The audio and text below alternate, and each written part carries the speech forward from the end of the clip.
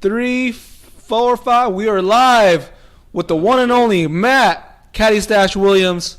What's up, bro? How's it going, Nate? Just another day. I just want to say thank you for making this set look professional. Yeah, you brought this. You brought this. You brought the lights. So if this looks professional, it's from Matt Williams, the professional person himself. How's your day going today? It's good, man. Just working pretty much. It's crazy. Yeah. So I don't know if too many people know I work for Huff, and it's just with COVID and everything. Dude, anybody in the industry right now, it's crazy. Everybody is delayed. So. Yeah, bro. It's fucking this whole. I don't even know why I wear headphones anymore because the shit. It kind of sounds like shit. But yeah, let's take it back. I want to see where you from. I originally am from Hawaii. I grew up in Hawaii, born and raised. Oh, shit, really? Yeah, so I lived out there for 17 years, and then I always skated, always surfed, and I always had, like, a camera of some sort in my hands. Yeah. And I was fortunate enough there's a surf contest out on the North Shore where I grew up, and there was a production company called Window Seat Pictures. It was ran by a dude named Bill Kiley. Really, really sick guy. Okay. But he did all the production for the Vans Triple Crown series. Oh, shit. And I was just some, like, little nerdy fucking whatever type kid. Yeah. And I was just stoked to see, like, cameras on the beach, Yep. So I went and just kind of, just talked with them and, just shot shit with them. And he was like, hey, if you want an internship, come out here. We'll set you up with an edit bay. They had this is way prior to Airbnb. Just before even seniors, did he know who you were? Did he know your footage? He was just kind of just walked up to him and I was like, yo, what's your deal? Like, you're and not he just from here. And he just kind of wanted to see what you're about. Yeah, that's super cool. So I had a bunch of surf footage already compiled up because I went to high school with a lot of dudes that are actually on the WCT or I think it's the World Surf Tour, WST or something. Oh, shit, okay. That are in the circuit. And I mean, if anybody's familiar with the North Shore of Hawaii, pretty much every brand owns a house on pipe, like the Volcom House, Quicksilver House, and so I lived right near all those homes. And so when I saw him, I just shot shit with him and was like, hey, what are you doing out here? What's the deal? And he's like, we work for Vans. He's like, yeah, if you want to get an internship, swing on by. And sure enough, I just rode my bike down to where they were renting a house, and they hooked it up. And that uninvited, or he was just pull up whenever. Did you pull up with your yeah. camera in hand and everything? Yeah, no. So he sent me. He was like, who's this little shit? I was 14, 15 years old. He's like, who's this little bastard that's coming up and annoying me? Yeah. And he kind of tested the waters with me, but then he sent me out and I filmed some stuff of a couple of guys that I knew. Brought the footage back to him and he was like, oh crap, this dude actually knows what's up. So he hooked it up with a full edit bay, and I was actually able to do a couple segments for the Vans Triple Crown series in 2003, 2004. God damn. And then he hooked it up with the internship to say, hey, when you when you can come out to California, they had a production. So he really fucked with your shit. Yeah, dude. He if cool. It wasn't for him, I probably wouldn't have had any access to come out to California without finishing college, to then immediately come out and make money. Yeah.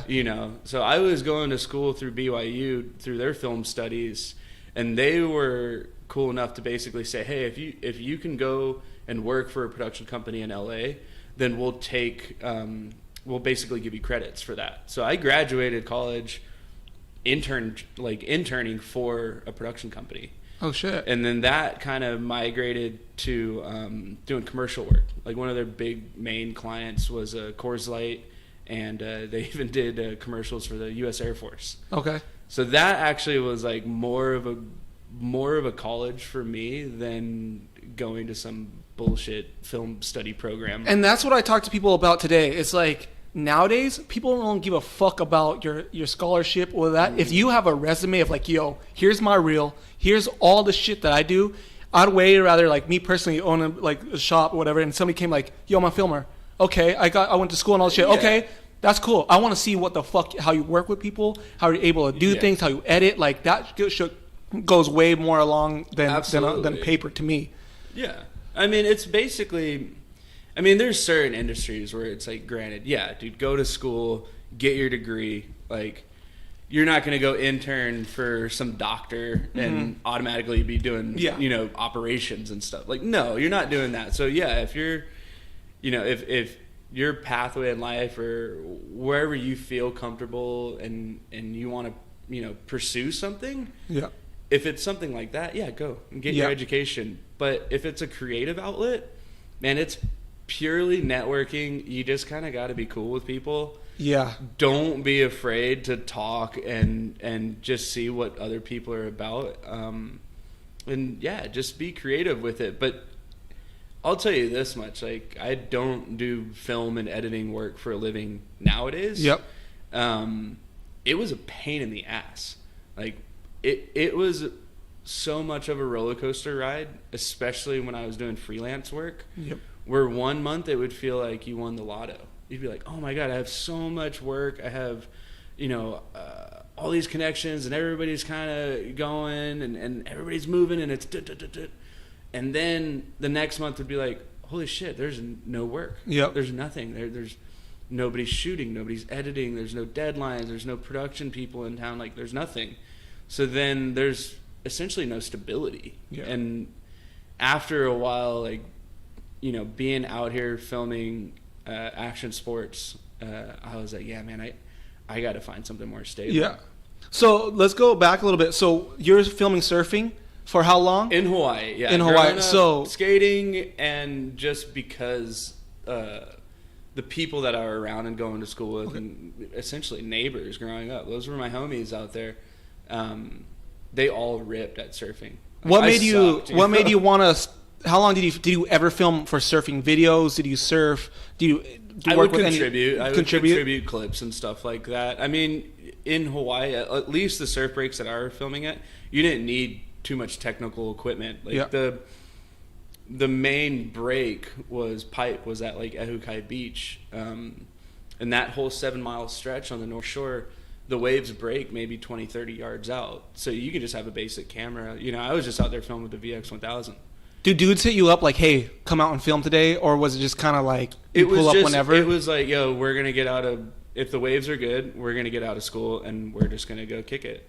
Yep. And smoke weed on the beach, and we'll paddle out for an hour and I'll film a couple of my friends and come back in, and that was it. That was pretty much every day. So going even further, when was the first time that you wanted to pick up a camera? Because was it the camera came first or the skateboard? Skateboard came first. Skateboard came first? Yeah, skateboarding and surfing were always just kind of, it was at my fingertips living out there. But it's the same story as pretty much 90% of any filmer that you talk to is all of my homies were so much better than me. Yeah. So I was like, oh, well, if I can't like do, you know, ride on their type of level, I might as well document it. But it was like, was there always been like a creative filmer? Because I mean, I loved it. Yeah, I always loved filming. Yeah, shooting photos. I mean, I'm a terrible photographer, but filming, I always liked documenting the motion of it.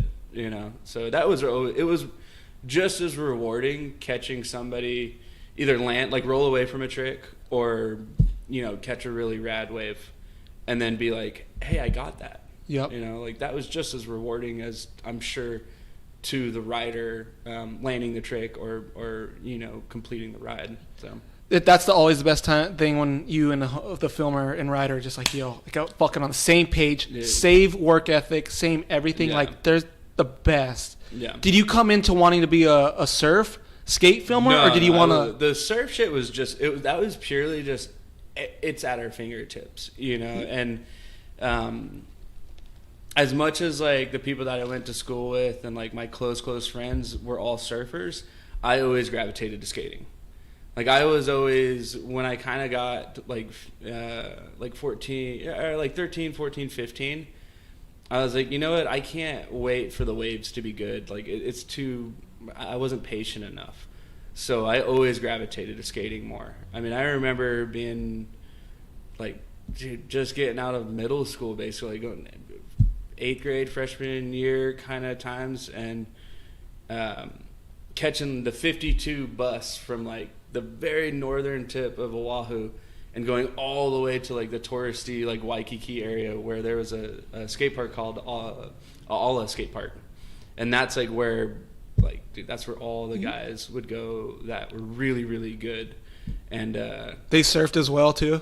Yeah, they did, but I'm talking about guys that are like Sean Riley, a bunch of the dudes that like rode for Natural Concepts out there, like really, really fucking good. You already knew them, or you grew up with them, or you already knew them, or you wanted to film with them? Like no, were those people like, I need to film? I was just around. I never even filmed with those dudes. I always knew like I definitely wanted to come out to LA and film skating. From what? From just watching the videos? Yeah, hell yeah, for sure. Just wanting to be in the industry in a sense of like how can I tap into the industry and actually have a good time doing it, and in the same time not like being worried that I'm going to get broke off. Yep. So it's like what better way to do it other than writing is to document it. Was there any video that made you say I want to do that style, I want to be a part of that? Yeah, that's everything like that. Yeah, all of the old like Transworld videos for sure. Like not so much when Ty Evans was working for Transworld, but more like Jason Hernandez. Jason Hernandez is like hands down one of my favorite skaters. Yeah, he's good. I wish there was more stuff that he was putting out now, but man, when he was really chopping videos together for Transworld, I loved all of those. Is he still the Nike filmer? Mm-mm. No, he hasn't been the Nike filmer for probably 5 years now, I think. What is he doing now? Dude, I have no idea. Dude, I feel like he could have been no idea. Director type of shit, because he's directed a lot of cool commercials and stuff like that. When you started skateboarding, did you kind of want to become a pro skater at all? At any point when you started, like, I just wanted to just fucking... I didn't care anything about that. I didn't want, like, dude, I didn't even know what being sponsored was. I just saw, guys kind of just hucking themselves, like 0 days and stuff. Like, those videos, like, got me hyped up, too. But then going back to watching the Transworld videos, I was like, oh, this is, like, how a legit video is actually supposed to look. Yeah. And those videos were unique in their own sense because it wasn't a specific brand video. It was, hey, take 5 guys from a bunch of different companies and put them together for a magazine video. And I really wish that those still came out now. I mean, it's a bummer that a lot of the magazine companies are rest in peace. They should start doing like zines still, like online zines. Online zines? Yeah, I don't know if there's anybody really like pushing that now. I know, but like I don't know, like the old filmers. Forgive me for my ignorance, but skateboarding, I'm not too familiar with it. But like filmers and photographers, I feel like they should get together and do something and create their own stuff, even if it's like $2 or something. They should. I mean, what you're doing with Golden Days alone is like that shows proof that it could easily be done. But you do got to find the right people. Like going back to what you were saying, like that feeling of being with somebody that's, whether they're a photographer or a filmer, like somebody that's documenting your writing, if they're in sync, that work is always going to be the best. It's very hard for anybody to just like step right into the game and for it to click and work. Like you really kind of got to know the people that you're working with, but when that syncs up, it's flawless. Like the work is always going to be good. And there's that whole like comfort zone that's just, you don't think about it. Yeah. It's like I tell everybody that I filmed in BMX, which I haven't been filming that much, but I say, if you hit me, it's my fault. Yeah. It's like, then I did something and then wrong. People feel bad. Yeah, no, it's like, dude, no, I'm the fucking one that's standing here. I'm the one that's trying to get this angle. Like, I'm sorry for being like, you're kind of like, it's not the water boy, but it's like kind of like, I just, the vision of everything and like you not think you falling on skateboards, hitting rocks, dude, absolutely. Like all type of shit. Like don't worry about me. Like worry about your trick, and then you hit me. It's my fault. You break my shit. It's my fault. Who was there any skateboarders that you put on in Hawaii? Like any skateboard, like skate shops? Did you film any of the videos for them? I filmed stuff for APB. There was just a local shop in downtown Hawaii, A couple of the guys that rode for that shop did end up making somewhat of a small career when they moved out. There was a good homie that I went to school with. His name's Adrian Adrid. I'm not really sure exactly what he's doing now as far as like skating goes, but Heroin Skateboards actually hooked him up really well and put him in a couple videos, and he went pretty far within the industry as like more or less an underground rider. And you kind of started filming him as first coming up? Yeah, That's dope. Like that was like from high school. He was another high school homie. So then you move to California after Hawaii or after Hawaii? So 2000. It's been a long. I've been out here for 15 years, so my math may be a little off, but I believe the first year I came out here was 2004, 2005. Okay. Doing that internship. With Vans still? Yeah, well, it was with Window Seat Pictures. Okay. But their main client was Vans. What's that? What is that? Is it a whole corporation that does... What's the whole Window Seats corporations? Window Seat was its own company, okay. Right? So that was just a production company. Okay. But they somehow got... I can't remember the guy's name who was like... He was the VP of... he was like the...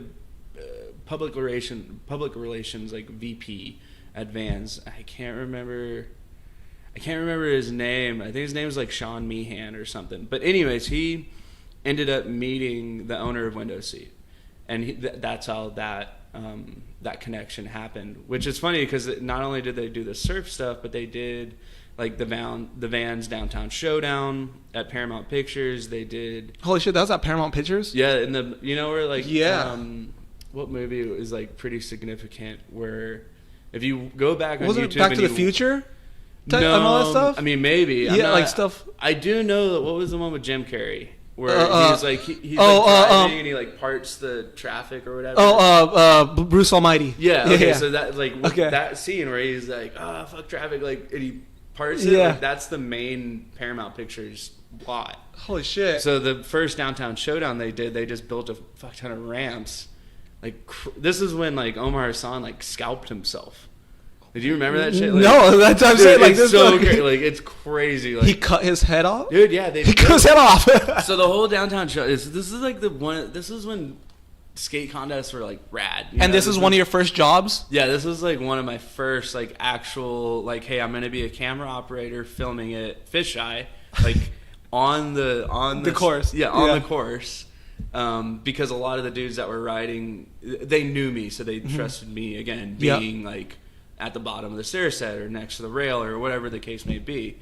But they took four, like the concept of the contest was so rad. They took four brands, right? Whether I think it was all board brands, right? So I think the first year was like Toy Machine, Creature, Enjoy, and Foundation, right? And they let each company design and build their own obstacle, right? So Creature, of course, like all these transition guys are like, we're gonna build this like crazy, like I don't even know, it was like a mini mega ramp with like some crazy like coffin cradle. They invented the mega ramp. Dude, it was crazy. But there was this basically like you kind of like roll.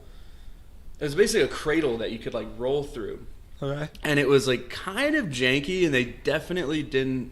And they had to build it on a budget and pretty quick for this contest. But Vans paid for all this? Vans paid for all of it, right? But the budgets were, I think they gave like each company like 10 or 15 grand to build whatever the hell they want. Yeah. But they didn't really like secure some of this shit. There was OSHA was not there. Dude, so I remember filming I actually wasn't even recording. Like I'm going, like they had just started. I'm like on the opposite side of the Creature ramp.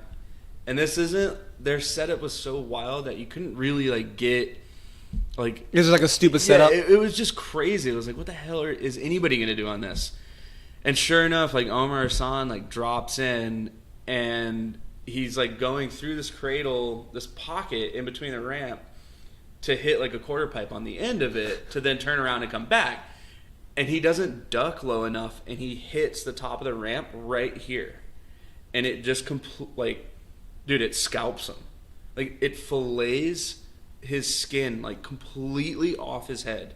And so he's just in the middle of the ramp, like, laying there. And I'm maybe 20 feet away, 30 feet away. I'm like, holy shit, like he just got worked. Like this dude just got smoked. And I walk up and I realize like what, like the severity of it. What did it look like? Dude, it was like the only way that I can, I mean, this is gnarly to say, but like, okay, let's say you got like a piece of fried chicken, right? Okay. And the skin, you like peel off the skin. Yeah. That's how it looks. So that was from here. And dude, he has like. Could you see? Were you able to see his brain or not his brain? But I mean, like his skull. I saw his like skin like kind of rolled back, and I was like, "Fuck this, I'm out." Covered in blood already. Yeah, I was like, "I'll let the EMTs like deal with that." I didn't want to be anywhere near it. I was like, "This is terrible." You're the first dude on, like first dude to come up to. No, I wasn't the first guy. Okay. I mean, it's a big crowd, so it's there was probably another 40 people that were 30 feet away. It knocked him out. No, the dude was he was fucking completely coherent. Holy, he was in it.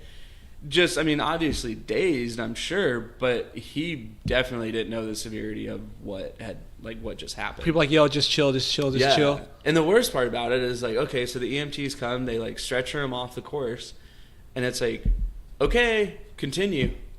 Yeah, it's like, this dude just died. Yeah, nobody wanted. That's how contests are, dude. Like nobody gives a fuck. It was so bad. I was like, this is insane. I've only been to one. Well, I've been to like not too many contests, but we went to a Metro Jam, and my boy AJ Anaya, he did a double tail whip.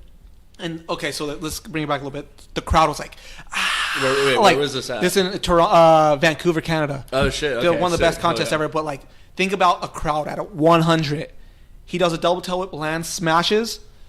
His front tire washes out, smashes his head, knocks himself completely out. The crowd goes from 100 to 0. You could hear somebody cough. Yeah. And it went on so, dude, he was fucking crying. He was lifting people up. There's fucking 4 people on EMTs on top of him. Yeah. Picking it up like, get the fuck off me. Because that's like when you get knocked out crying. He just went like... but he doesn't remember it because he's already knocked out. But that's like the 4 things. Like, it wasn't seizure or anything. Like, yeah, he was doing all that on the ground. He was convulsed. Dude, he got up and this was after.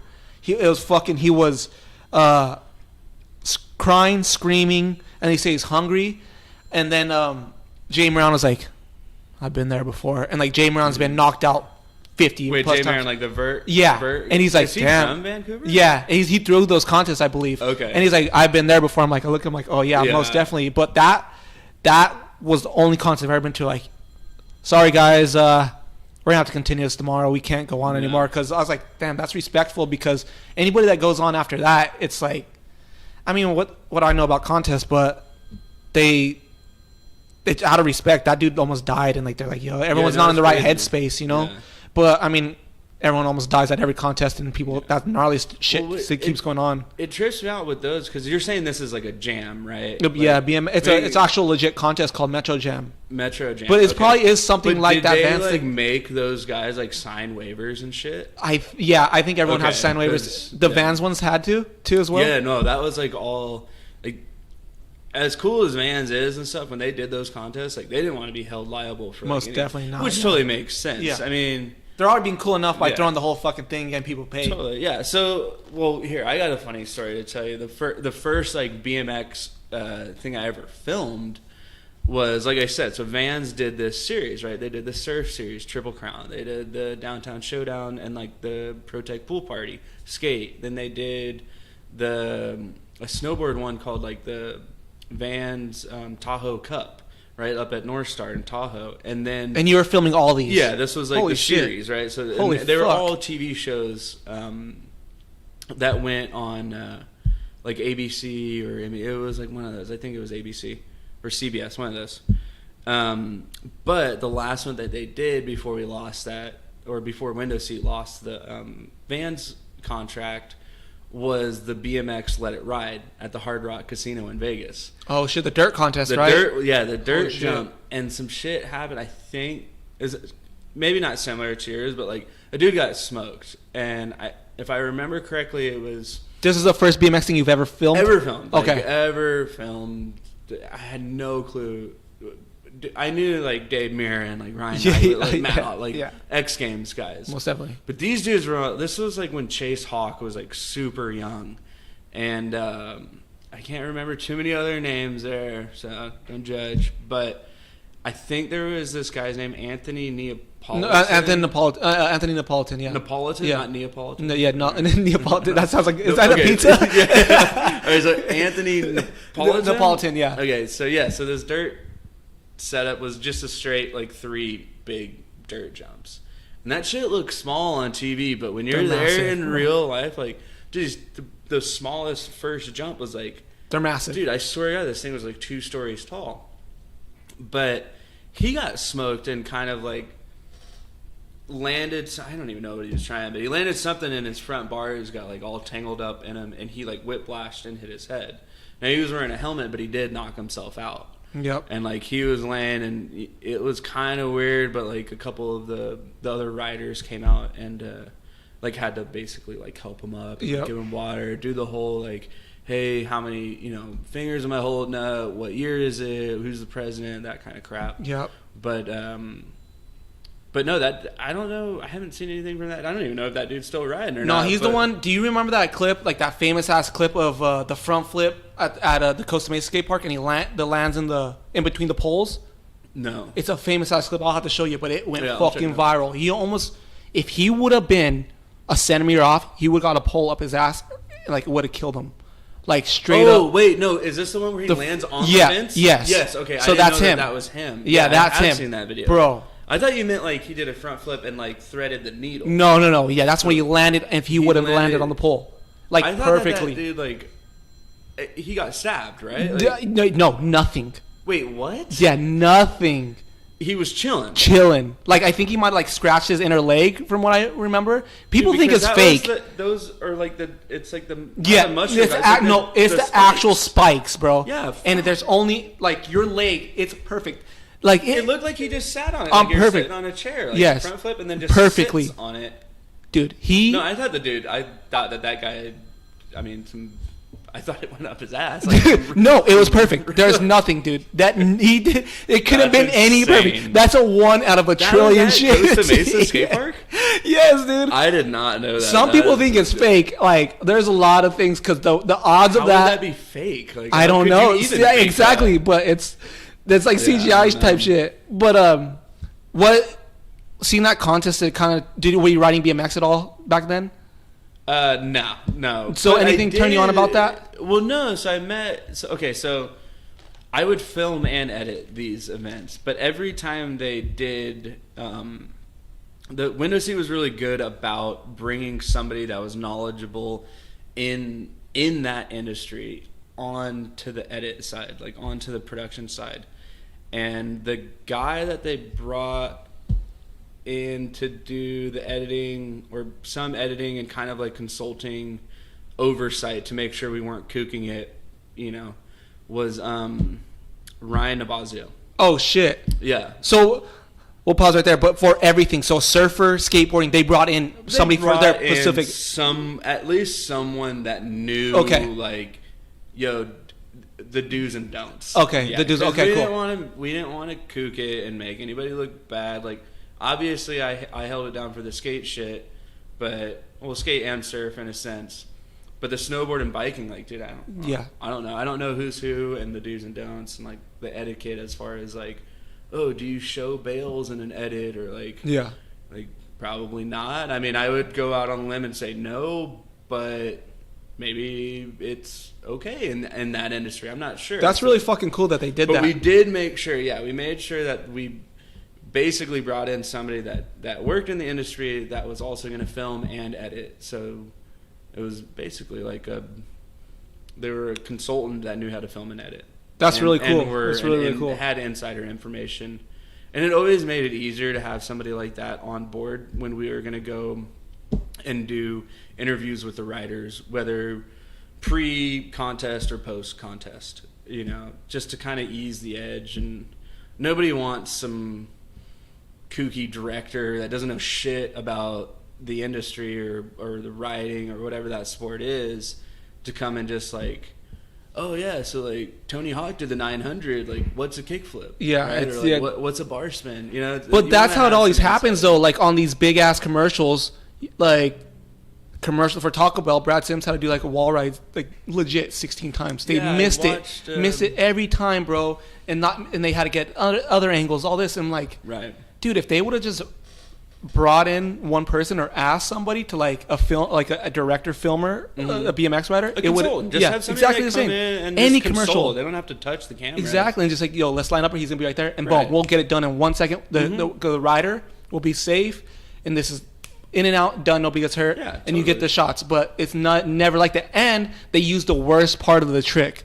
Somebody do like a backflip, and they'll use like the takeoff, just not even that's going up the lip and picking it up. Like, right, yeah. Dude, this guy didn't have to do 50 backflips. No. Like, he could have just easily just like bunny hopped off of it or something. But you never know, but my point is because it was with Vans, like, and they were hiring a third party production company. We did our due diligence and made sure that we always hooked up somebody as far as those productions went and those shows went. We always hired somebody within the industry because we were conscious enough to be like, yeah, we don't know jack shit about this, and we don't want to be those kooks. Yep. You want to look professional and right. And we wanted to show each sport in the correct light. Which is right. Yeah, we didn't want to make this some weird, like, X Games type thing, or, you know, where somebody's in a contest run and they call out the wrong trick. It's just like, it just looks bad. Yeah, it's fucking, there's a Levi's commercial where the bar spin, it's just doing a bar spin and catching it, and it's like the one catch, and like, dude, what the fuck is this shit? Yeah. So Ryan Navazio came in, and that's how he introduced you to BMX? Yeah, because he showed me some of the videos. I think at the time he was working for, essentially he was like the filmer and editor, like Jason Hernandez was for Transworld, but I think it was called Ride. Yep. Was Trans? Yep. Was It's Ride, like, right. He did. He did Vocal Point, mate. No, fuck, dude. One of those video. It wasn't Ride. He did some Ride BMX stuff. He was freelance. Yeah. But he also had his own thing. But what the fuck was it called? It was super good. But he did his own thing, which is really, really cool. Yeah. But I forget the name of it. But he brought that to you. Yeah. No. I think he was doing Standpoint. It was Standpoint. Yes, yeah, Standpoint. It was Standpoint Video Magazine. Mm-hmm. Yep. So he had a bunch of stuff, and he showed me like a montage or like a segment that he did in that video, and this was like what he showed the director at Window Seat to get him hired, I believe. It was like a montage that he edited. It was like a bunch of like Jersey guys or like Philly guys. It was a bunch of East Coast shit, but it was really rad. But he edited it to a Broken Social Scene song. And I remember watching that and being like, damn, this is really sick. Like, yeah. I mean, I was shocked. I was blown away at what I was watching as far as like, holy shit, like these dudes are jumping off mountains and hitting huge rails. I was like, and they were also hitting some cutty, like Philly cellar door type stuff that was like right up my alley. And I was like, okay, this dude is sick. I mean, Navazio's, I don't know if he does much in biking now, but I've looked at his Instagram and he's like shoots epic photos. Yep. Like that dude is really cool. He showed rad. BMX right. Like he did the cult videos too. The standpoints. I think he did a lot of animal stuff. He did a lot of animal stuff for sure. He's one of my actually favorite shit. I have a grudge towards him though, but really? But it's like it's over some shit. But we called it like in Albuquerque, we called it cool. But it was some. What, steal some spots or something? No, not even. It's like so. I was filming for one of my sponsors, and so I DM'd him, I Facebooked him, I emailed him, no answer. I got his number, maybe I texted him, no answer, because it's like from the owner of the brand. Was like, yeah, film as much as you can. Just send it to Navazio. Like for Standpoint? No, this is for the actual company video. Oh, okay. So I was like, okay, cool. So I film. Like, hey, Navaz, I got these clips. I got like, here, what's up? I got nothing, bro. So then I gave it to the second filmer. He's like, yeah, I'll give them to him. I'll give them for sure. We'll get them in there for sure. We'll get them in the video for sure. And then next thing you know, I fucking go to the video premiere in Austin and I'm like, fuck nothing, bro. I'm like, are you for real, bro? I was fucking so hurt. Like, I quit. Like, I legit almost quit. Like, I was hurt, bro, because that's like somebody. What company was this for? It was for Colt. So it's for Cult Let Them Talk or something, but like when they first came on the scene, or no, it's kind of like on the scene, dude. And I was like filming, dude, and like I just wanted to film, and I dedicated that whole summer just getting clips, and I just wanted to get clips. That's it, and me thinking it's gonna be in this fucking video. I can understand that. That is a letdown to put like your blood, sweat, and tears into something. Especially if you're a part of the brand, and then to see the final project and like nothing come, not even like, and the thing is that I was told I would have a clip, not like one clip, like even one thing, and I don't get shit, dude. And I was looking at the video, I was like, this motherfucker and this put was just like in the Fringe section, like, anything. Like, I would have been okay with I would have been okay with a credit clip. The credit just clip. Having one clip in this thing that the brand that I fucking die hard. I got the fucking tattoo on me, bro, and I was like, dude, one simple clip. And what irritated me the most was Dave Crone's part is that there's like, even in the B-roll footage, there's like dogs running and shit. I'm like, my clips couldn't fucking be enough to get this one dog clip running, dude. And that was like the fucking. Well, wait, but how old were you at this time? I was probably 21 or 20. Yeah, of course you're gonna be pissed. But I would be pissed to this day, bro. Like, because I'm the same way. I made videos. I've had little brands, and like, if I were to do this, any of the dudes, and tell them like, yo, fucking film, and we'll try to get you, like, we'll put you in the video, even if it's one clip, like, we'll put you in. I'm gonna have to hit him up. But like, was Nate's clips worthy? But that's the thing. I don't know. Like, I have no grudges. I have no hate. Whatever. It's like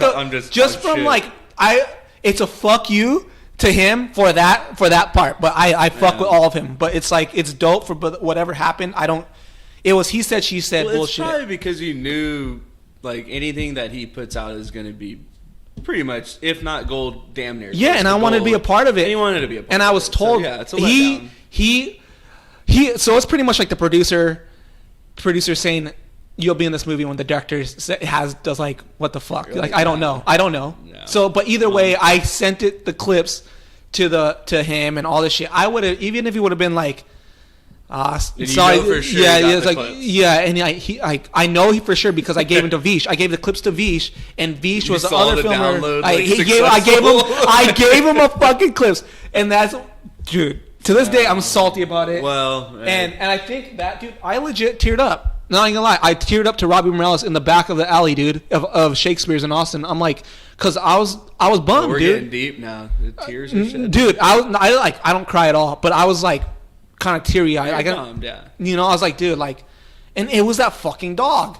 Like, no, I love dogs, but it was like, dude, this fucking dog could get 1 second of credit clips, and I can't get one clip, and like, so I totally understand. So then Navaz pulled up to Albuquerque to film for the Mutiny thing, and we're at the bar, and he comes up to me, he's like, "What up?" I'm like, I kind of look at him, I don't remember, I'm like, whatever, bro, and he's like, "Oh, bro, don't be mad at me." Like, he already knew it was up. I'm like, what the fuck? No, fuck that shit, bro. He's like, nah, fuck that. You don't want to be a part of that video. I did you a favor. You don't want to be a part of that video. Because after that video, I don't know what happened. Drama between the cult dude. Well, I don't know. I'm not going to speak on because I don't know. But he's like, I did you a favor, bro. I did you a favor. I'm like, fuck you, bro. Like, that shit's so whack that you even...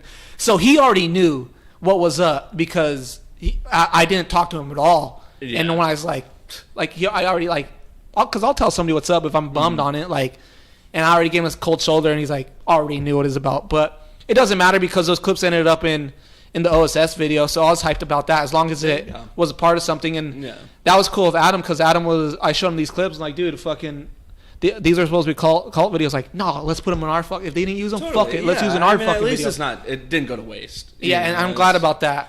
So like, I feel your pain. Some of the first skate footage that I ever had, like, in a skate video, I didn't get a credit for. Yeah, I mean, as like being a young filmer, getting footage into like an actual, like, into a 4-on-1 when they were doing it, or into any basically company video. At least for me, I was like, damn, I can't wait until the credits and it says like additional film. Yeah, I see my name, like. That fucking hyped me up. Yep. And you could be like, yo, but no, not only that is that like, yo, if you're fucking with other like skaters, yo, that's Matt. He films for this, and that just gives you a little bit cred. It's credibility. Like, yo, credibility. And like, dude, to people, and I've been telling people like, let's film for this 401 video for whatever, right. And then they like, Bro, you're just capping, bro. But for me, it was like that was little kid shit. But then when I started getting older, it's like, okay, if my name's in the credit, then I'm invoicing them. But shit, you know the invoice? If my name's in the credit, then the invoice can be sent. Holy shit! Because but that was a couple years after I was like, is that a skate thing? Or was that your skate thing? Dude, my shit was crazy. I talked to a lot of filmers because, dude, filming in the industry sucks. Trust me. It's like... I don't know if I have a sympathy for you, bro, because I don't know what you know of filming for the industry fucking really feels like, bro. Well, this is not BMX. This is skate. That's what I'm saying. Skate, so that's what I'm saying. I'll cut it back for this. But I remember my rate. Like I had this paper invoice structure that I would, if I filmed a clip of a guy, whomever, right? And he was stoked on it. He's like, yeah, I'd like to use this in the part. Then boom, okay. So I mock up, basically had this like invoice template. And this was right in the shift between like everybody was still VX Mark 1, but Panasonic was just coming on the scene with the HVX and the P2 stuff and the HD footage, right? Big old bubble lens, all that jazz. So I had a template where basically it said, this is what I would charge. Was I would not sell the company the clip. Like from basically the roll up to me putting my hand over the lens. I wouldn't sell them that clip. What I would charge them and invoice them for was a rate per second used in the video. Like in the published video, right? So let's say I filmed a single clip on a VX. My rate was $15 a second for standard def footage, right? So, and normally it's like 4 seconds a single, like 3 to 4 seconds a single. So it could be anywhere between $45 to $60 a clip, right? But I would timestamp it in the video. I would say, hey, at this time to this time, in and out point. And then round down. I would never round up. I would always round down. And like if it was 3.4 seconds or whatever, I would say, hey, it's a 3-second clip. This is what I'm selling you. It's $45. Boom. And this is the reason why is because a lot of times filmers would send in B-roll, and they wouldn't be able to get paid for the B-roll. So I was like, fuck that. That's still footage being used in the video. If it's standard def, it's $15 a second. If it's high def, it's $25 a second. That's crazy. What made you get that? What made you get that? Window seat pictures. Working for Window Seat. Knowing, like, dude, this is a better way to be compensated because there's no judgment on like, oh, this was just like a throwaway trick or this was his ender. And it was also like, yeah, dude. If it was a really good clip and they slow-moed it, well, boom, I just got an extra 2 seconds on the clip. Yep. Right? So if it was worthy enough and they slow-moed it, that justifies me getting paid a little bit more. Right? Yep. And then some people might be listening to this like, what the fuck? That's so expensive. They don't factor. Dude, it's crazy. Dude, gas, some clips. The time, dude, the gas. Some clips the take. Bondo, everything. Finding the spot. Like, fuck that. It dude. takes so much. Work. Dude, a 2-second clip could take legit going back, driving. Dude, I heard something about Jamie Thomas I never driving. made money off of this shit. Fuck never. No. So, like, I heard Jamie Thomas going to SF to film on the Clipper Ledge. Is that the one? Yeah. Recently when he did the Impossible. Yeah, just like he tried. He went like 3-4 times. Like people don't include that for. And then you go and you sell that clip $60. Like what? Like well, that's what I'm saying. But to be fair, Jamie Thomas isn't, or somebody that's established. Oh hey. Hi G. Yeah, in a little bit. Sorry, we're doing a podcast. She's like, who the fuck? But yeah, Jamie Thomas. No, okay, so any established person, right, isn't going to go up there with just some, even if the filmer's really, really good, he's going to go up there with the filmer that the brand pays for.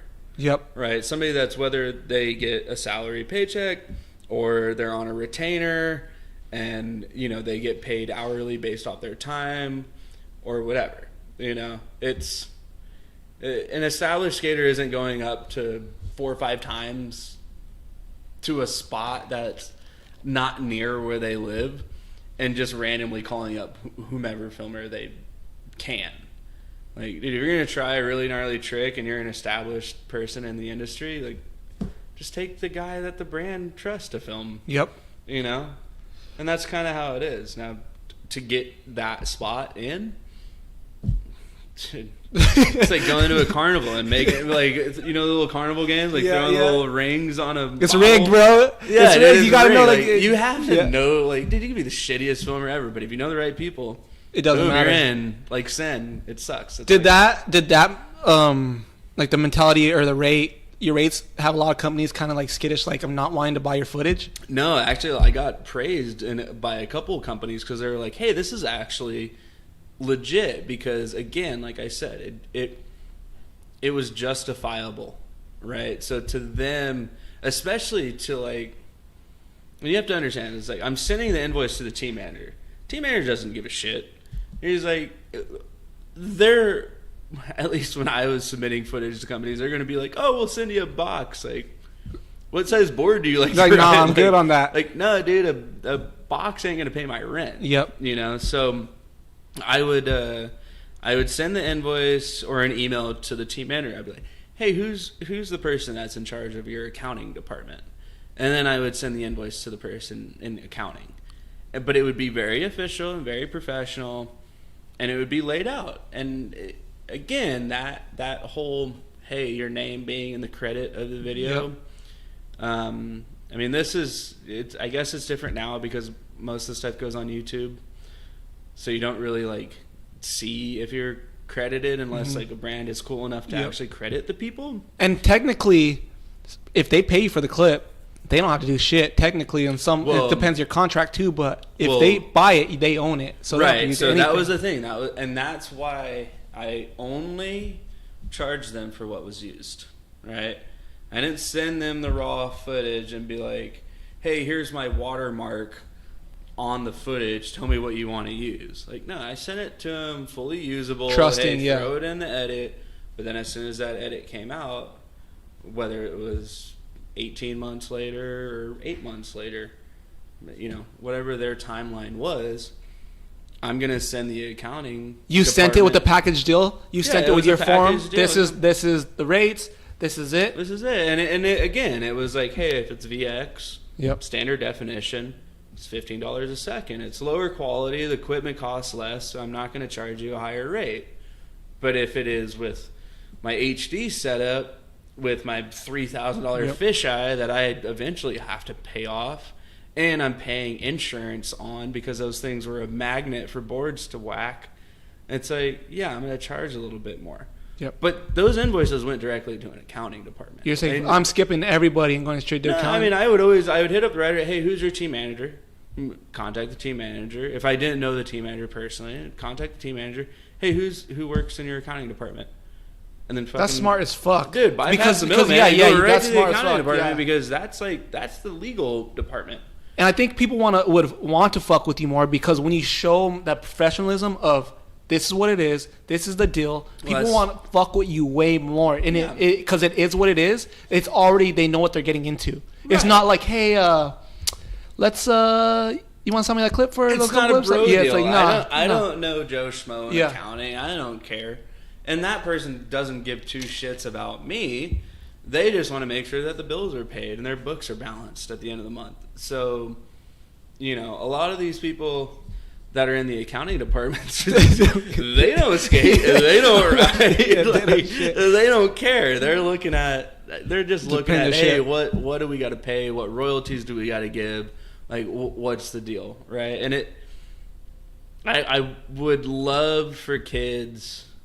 I mean, it's crazy now because there's Instagram and YouTube and all this other stuff, but I will say, kids out there, your work is not free. Like, you should value yourself and you should understand what you're valued as. If it's you going out filming with your friend and having a good time, great. if you want to make it a job, good luck, but be smart with it.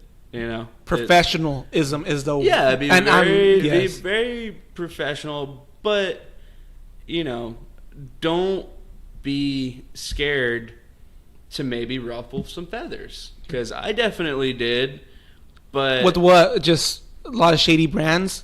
Yeah, absolutely. Using your footage without paying you? Just using and doing the whole like, hey, we'll send you a box. After they knowing like... After it's already used, after the DVDs have been printed. And these are well-established brands? Absolutely. That have money to pay you $100? Yeah. Like, why do they do when that? You're naive when you're young, because you don't understand, like, hey, the guy that I'm filming, you know, he's making...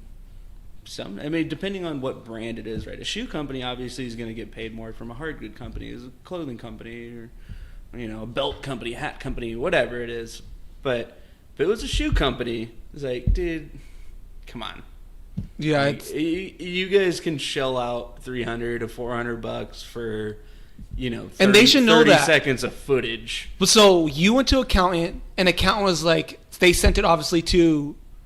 Who after that? If they was kind of like, yo, the accountant has to check with anybody? I have no idea. So I wonder where that kid. As long as it got to the accountant, and this is the other thing, is usually if you send an invoice to an accountant, they're gonna reply to your email. Yeah. They're not gonna ghost you. Yeah. A, they don't know who you are. B, it's a legal invoice. Yep. It's tender. Yep. So it's like, if they don't invoice you, that's a lawsuit. Or if they don't contact you back, that's like kind of grounds for a lawsuit, you know? Yeah. So that you can't really be ghosted. Well, that's why I'm wondering what happened, because if brands were like, yo, let me send you this, let me send you a box, it must have been to a skater that was like, dude, they should send you a box with the check. With the check. Yeah. like yo, because a lot of brands, big brands, like they think it's a favor. Like, oh yeah, we're doing these people a favor. Hell like, no, bro, like hell you know, no, dude, that's one thing, and they know that because they're skaters themselves that know the fucking shit. Yeah. But nowadays, the value is going way down because now their team dudes are good. It's so gets way more saturated. That's what I'm saying. Like with Instagram alone, like I don't know. I feel like Instagram may have just completely shuttered a freelance potential. Yeah, like it might get you jobs though. No, wrong. I mean, I think it gets you jobs. But that's like it is. It's 50-50. There's pros different and cons. though. There's pros and cons to it for sure, and you got to weigh those out. But if you're smart with it, I feel like you can market it your way that will benefit you in the long run. Commercial filming, I think, like quick 30-second ads for Instagram or minute ads. Right. If a kid is killing that, like making it look boom, boom, like perfect, that's getting them jobs. Yeah, but a kid's got to be motivated, and he's got to be like really willing to.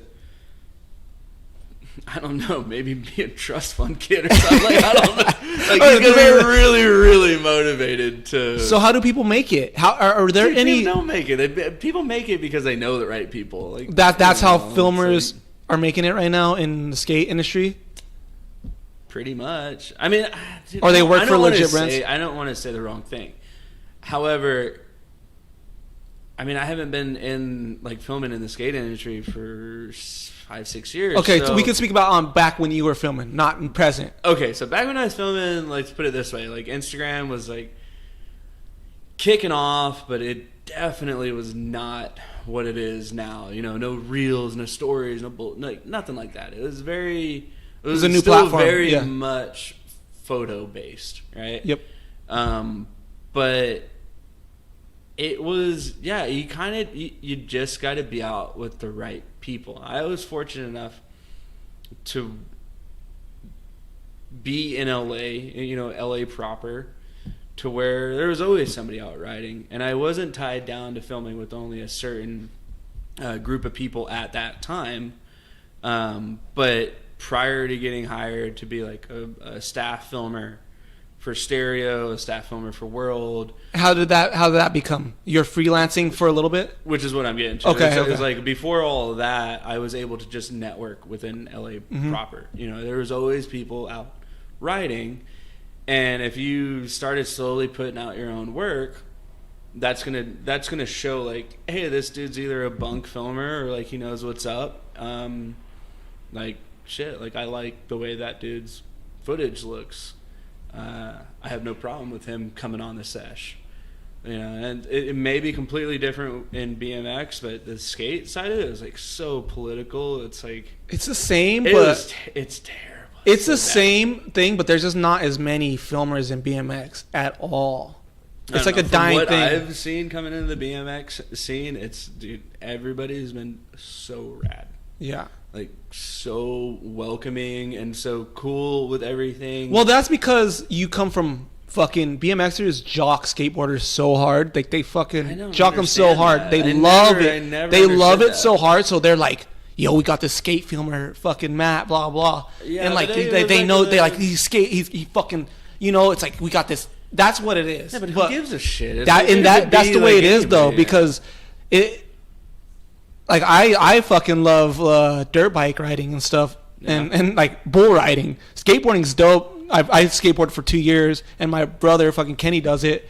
But I think the image is really cool, and I think BMX is trying to make the image just as cool as skateboarding. Okay, so skateboarding is just more popular. It's just an image, I guess. Yeah, I mean, it's just a cool thing, and I respect everything. I don't. Besides, like, I mean, I'm not a real fan of scooter. Like, I'll respect the thing, but I'm not. No, dude, I went out and, like, I think rollerblading's way cooler. I think rollerblading's fucking amazing. I mean, I don't. I think scooters. I'm not gonna judge anything. Yeah, I think it's cool. You're having fun. That's all that matters. I don't give a shit. Like, yeah, dude, you can go out and soap shoe 40 stair rail. Like, I will be thoroughly impressed. Like, I just hate the scooter shit. To film that, I will do it, because essentially at that point, dude, that's a stunt. Yeah, like, and I'm not gonna say like, yeah, like, go jump down Hollywood 16. That's a stunt. I'm not gonna say it like that, but dude, if you're stoked doing something and you're actually like being progressive at it, that's all that matters. By all means, like, go for it. Now, granted, 10 years ago when I was 22, 23 years old, I probably wouldn't have that same philosophy. But now, why, you're just diehard skate? Oh, dude, I was a little shithead. I was like a punk, like, so close-minded towards anything. I would totally be that person that's like, oh, fuck scooters. Like, I say fuck scooters because that's people that I would love to be on BMX bikes. Because if the scooters were on BMX bikes, the industry would just grow. But that's just something selfish for myself. Yeah. But that's just I don't give a fuck. I don't care what anybody does. But it would just be cool for BMX, because there's so many fucking scooters. It'd be so cool if they were a part of BMX. Dude, I'm telling you, just the other week I went out with a couple of guys, and two of them I had just met, but they brought their scooters, or they were scooter riders. And it's like actual legit. Like, I think they got like a shoe sponsor. like they actually got like sponsors, and I don't know anything about the scooter, and it's like I have no idea. But they came out and rode, and I was like, dude, the sickest dudes, like super down to earth, and what they were doing on a scooter, I was shocked. I was like, this is jacked. I was like, what you're doing on a scooter? I can't take it seriously. I was like, yo, let me fucking try and jump on this thing. Like, take their scooter and try and do like a tail whip on it. I'm like, dude, you're doing like a nollie 180 fakie manny, like half cab nose manual whip out. Like, completely unfathomed. Like, what? That should not be done on something that is just, I don't know. Like, I understand. Yeah, I think it was crazy. I just can't get with it, bro. I respect it, and that's just. I respect it, and I see what's going on, but I just can't get with it, bro. That's a trend that I'm like, nah, bro. No. But those two dudes that I was talking about, like when they weren't riding on a scooter, dude, they hopped on a board and we're doing backtails on ledges. We're doing like tray flips, and then they hopped on a bike and we're fucking grinding on a bike. I was like, dude, these are all trained killers. Like, they can just do it all. So nowadays for me, it's like, thank God I don't have to make a living off of filming any of this. Actual job. Yeah, so let's go back. So you were doing the freelance filming? Yeah. And then after that, so freelance filming made a network with people. How long was that for? Oh, just dude, from 2007 to 2000. I don't know, it was like 3 years, just meeting people, going out every day, working for the production company. I was getting paid good money editing for doing commercial work. So I ended up saving a good amount of money to where I could make ends meet if a bad month came around and I wasn't able to invoice someone, just doing straight freelance filming. But then I started running out of money, and I was like, shit, I actually like gotta figure it out, whether, do I go back and do some commercial work for, completely outside the industry, or do I really try and go and become like a filmer for a brand? And this is when ASR was still going on. I believe they were still doing ASR in San Diego. And I went down to ASR, and I had, I edited a bunch of reels, and I just had put them on DVDs. And I went around in ASR and just gave them out to a bunch of companies. To people you knew? Or just, again, same shit, out in Hawaii, just walk up just to giving booths. it to people. Hey, who can I talk to? I mean, at that time, it was really cool. It was a trade show for skate. It was like Action Sports Retailer was ASR, so you'd have all the brands would be there. Everybody's there. You go there, and a lot of times team managers would be there, the riders would be there. They would hold contests there, and the contests that were being held, a lot of dudes that I knew from filming around LA would go down there and ride. So I was like, hey, let's make a cool weekend trip out of it. Let's go down, film some shit in SD, go to ASR for a day, shoot the shit, walk around, and just have fun, drink beers, whatever. And I gave that DVD. I had like a stack of like, I think 10 to 15 like in my backpack, and I went to a bunch of different booths. What brands? Yeah, I went to clothing brands. I went to clothing and shoe brands first, just because I knew. What are some clothing brands you went to? Volcom, Ruka, Brixton. I guess that was probably the only 3 that I went to. Altamont. Altamont was going on around that time. And then I went to board companies. I gave it to DC. Who else did I give it to? Decline was around. Just like a bunch of random. Like, it was basically dudes that I filmed with freelance.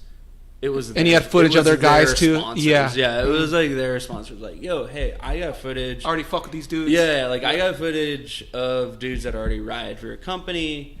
I would love to work on some projects with you.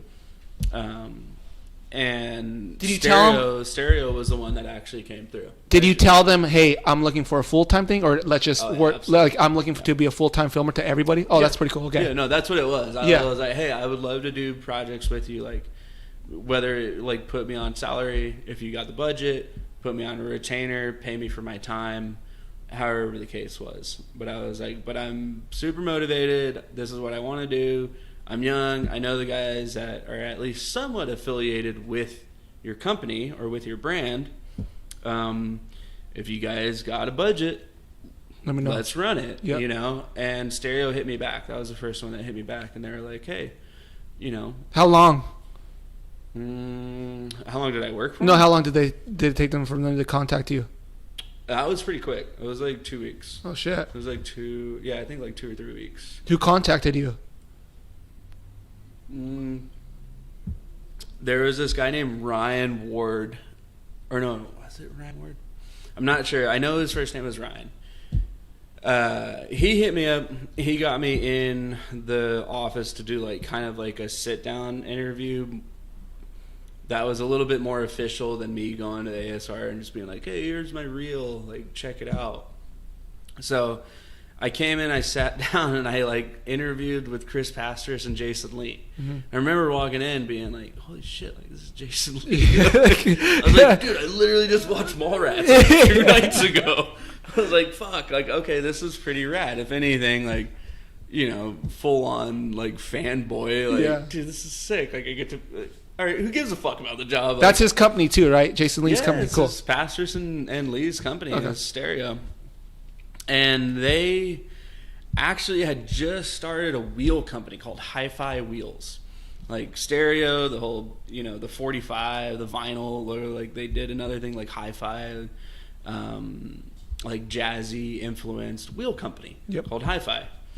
And they were like, hey, we got a team, let's compile some footage, let's put out a promo for Hi-Fi. And that was basically like my trial Of you editing it? Yeah, okay. Fully like, and I didn't film. I filmed like a couple of clips in it, but it was basically like going out, collecting all the footage, and then. Was there a time limit? What's that? Was there a time limit? Like we got a month to film this thing?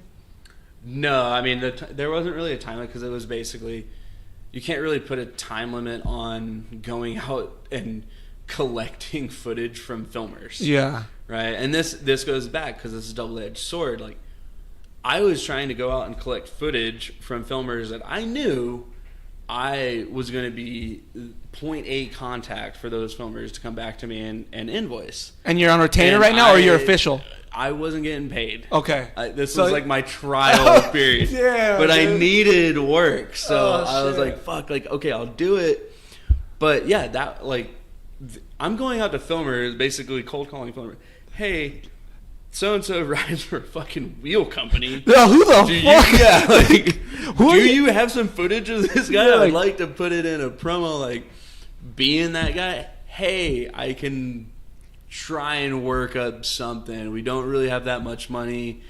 That already Like, dude, it was so bad. I mean, it was really. I felt like a piece of shit. But so were some of them your homies you had to call too? a couple of dudes were the homies. They hooked it up, and then obviously, like, I used my footage. We'll send you a box. Yeah, I was like, but I used my footage too, knowing that, like, hey, once this clip gets used, it's burned. I can't use it again, you know. Yeah.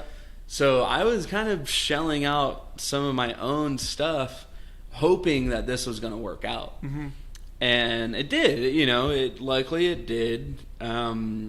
There was a couple of dudes that I burned bridges with doing that project. One guy, over what? Not being able to pay him. Oh, fuck. You know, this dude from Florida, this guy is a really good filmer. He does like all the West Side Skate Shop videos. Like, I think he did like MIA Skate, like a bunch of West Side Skate Shop videos. His name's Joe Perrin. He was already legitimate on the East Coast. And you guys fuck with each other already? You guys do each other? No, No, I never met the dude. I don't know. Like, Yeah. I feel so bad about it to this day because he like hooked it up with like a bunch of good footage, like footage from like Delatorre and stuff. And like, dude, I just couldn't give him anything. And he hounded me. What was that personally. about though? What did you email him though? Were you like, hey, we ain't got no budget? Can you send clips? No, I hit up Ryder. This is what happened. This is like why I shouldn't feel bad, but this is how it went down. Is I hit up the riders that rode for the company, right, for Hi-Fi Wheels. Yep. I was like, hey, I need some footage. Give me what you can. I'm putting together this project. And they went out. A couple of the dudes were from the East Coast. You made They them do went the out dirty with- work. You motherfucker. You motherfucker. Joe, You made them do collected the the dirty footage, work. you gave it to me. I edited it. Oh, and then you all of a sudden, motherfucker. I'm like, fuck. Like, You I'm know you're this doing. dude dirty. But yeah, I mean, Coming back to that, did you ever give the writers footage? If they're like, hey, we need footage, would you be like, no, I'll contact them so that shit didn't happen to you? I would be a little bit Like, no, I'll more talk to them. diligent on like, hey, you want footage from me? Like, why? Yeah. And then who's it going for? What do you need it for? Yeah. I got you. Don't worry. I got it probably backed up on 4 or 5 different hard drives in case my coffee spills on one. Yeah. But what do you need it for? Who's it going to? If it's like, hey, I want to just see it, no problem. I'm going to send you a compressed version. Yeah. I'm not going to send you the full res. You just want to view it to see if it was good enough or whatever. You just want to watch it. No problem. Here you go. Here's the compressed version. Because I knew if they were to give that to somebody editing it, they'd be like, yo, no, Doesn't I can't work. use this. I blow it up and it's like Pixelated, grainy yeah. and pixelated. It's not going to work. But if you just want to view it on your phone, yeah, it's fine. So did you ever ask the team writers what he said to the dude to send the footage? Like, hey, this is going to be used for this? I have or? no idea. I mean, I just said, Yeah. yeah, I was a weasel. I was a weasel in that sense of like saying, hey, I got this project to work on. Now, granted, I'm working on a project for a sponsor that you have, right? Like, this is still going to benefit you as a rider. But yeah, the dude documenting it, I mean, this is a wheel company. It's like, dude, we don't make any margin off of wheels, let alone like I mean, and I did tell the writer, I was like, yo, this does not need to be your best shit. Like, do not send me your enders. Like, this is going to be basically like, yo, I got enough footage for a part to introduce one of the guys onto the team, and then it's going to be a team montage, and then I got a part that basically was all my footage with another guy named Nate Broussard. And so I was like, I'm going to use all my footage for this to hopefully fucking seal the deal and get me this job. And I got an opener part, right? So opener introduced this guy, team montage, and then ender part that was basically, I would say like 70% filmed by me. So it was, I did go out and say like, hey, I don't need the best stuff, but just give me something that you don't feel ashamed, publicizing, putting it out with your name attached to it. And that's what it was. It ended up being like a 15-minute promo, wheel promo. I still love it. People love it. Like, I put this thing and it was so shitty. It's like edited so bad. The homie should have went straight to the accountant, bro. That's what it should have been. $15 a second, bro. He should have went straight. What's crazy though is I don't even think Stereo had an accountant. Really? I think they had a You're the lawyer. accountant? I think they had a lawyer, dude. That was about it. God damn. So you did that, and then you got the job right after? Right after the video dropped? It got released, and people were pretty hyped on it. I don't know why. It was terribly edited. I'm not like a good editor by any means. Like graphics, I'm good behind the lens, I guess. I don't want to toot my own horn. You're super enough behind the lens. I love working with you. I love working with you. You're on point. You're reliable. You bring what you need. You are professional at the most professional rate a filmer could be at. You're on. Let's get it. Motivation. But it's like you. If you know it's gonna be a chillin', you bring the chair. You bring extra batteries. Like you're on point. Like I could say that. Dude, that's the number one thing. Number one tip coming up filming. Charge your fucking batteries, dude. Like that's the worst thing is to show up and be like, oh, my battery died. Like, oh shit, I don't have a backup battery. Well, then now today your day is blown. Like, bro, I've fucked up so many times where I thought I brought extra batteries and the one battery's already dead. Or forgetting your SIM card. That is the worst fucking thing because you got to capture the clips. You capture clips of the night, and then you get out, you get to the spot. Burnt move. I got no fucking SIM card. Yeah, trust me. And you have the whole team with you, and you have not only I was doing this shit for come up, like so we'd have a whole fucking day planned to vlog, and it was like, nope, can't do it. But nowadays we got the iPhone, so it works. So hopefully your phone's charged. Totally. Yeah, I was tripping the first OSS trip I went on up to SF. I was like, all right, I'm not fucking drinking, I'm not partying, like. All my shit is going to be charged. I'm logging all the footage every night. And I did. I mean, I definitely drank, but I didn't get, like, fucked up and wasted, you know? It was just like, I was like, dude, I want to show myself in a good light. But what you do? That's what I'm saying again. What you do? No, but that was funny. That trip was hilarious because that was, remember when you had the ramp in here? Mm-hmm. And I was like all drunk in here and tried to broke your ribs on my bike. Like, don't broke know your how to fucking do anything and fall and break my rib. And then, hey, you got to go to SF to film. Go up to SF with a broken rib, like sick, dude. Hell yeah. That's so crazy how you moved up so fast. That's so crazy. I still want to talk about the whole stereo and then doing that stuff a little bit. Yeah, I mean, I'll wrap that up because it's cool. Yeah, it basically it went by really quick, but it was a really good learning experience. I did that wheel promo. And then Jason basically like hired me through like his own funds, essentially. Like it was through Stereo, but I'm not 100% sure, but I'm pretty sure that it was basically just Jason's money from like his acting career. You know, that's cool. He was like funneling it into Stereo because he was very much very hyped on skating. Mm-hmm. So he was kind of funding the company. The company wasn't making that much money, but it was coming out of Jason's pocket. Like I said, I believe that was what it was. I could be mistaken, but yeah, worked with them as like the filmer, team manager kind of deal. We moved around like 3 locations, and then people started not getting checks. Like, I'm not talking about me. I'm talking about like writers. They stopped getting checks. And then they stopped getting royalties, and people started getting pissed, and then it fell apart. It kind of fell apart. Is it still a thing today? They're still going. It's completely different than what it is now. And then that's when I was like, okay, I'm out. I started not getting my checks, every month, and I'm like, well, I got to bounce. Yeah. I got another opportunity to move in with the team manager of World Industries. How did that come about? Through my homie Derek Fukuhara. They knew that you're just kind of over a stereo was thing. Another guy that I always fell in with. He's like super fucking rad guy. He was like really, really talented on a skateboard. He rode for World. He was one of their pros.